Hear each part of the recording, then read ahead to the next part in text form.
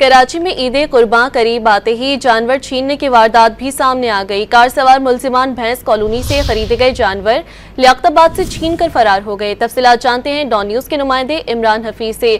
जी इमरान, बताइएगा क्या तफसीलात हैं? हिफाजती इक़दाम नहीं किए जा रहे?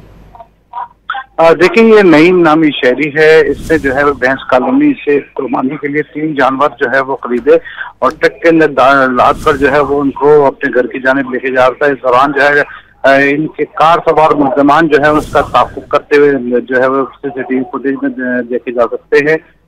जैसे मुल्ज़िमान लियाकताबाद थाने की हदूद में मुल्ज़िमान ने मौका पाकर जो मेन रोड है साहिबा अख्तर बंदानी कॉलोनी वाली साइड, यहाँ पर जो है वो उसको इंटरसेप्ट किया और ट्रक के अंदर सवार हुआ ड्राइवर को जो है वो उन्होंने अपनी कार के अंदर सवार कर लिया।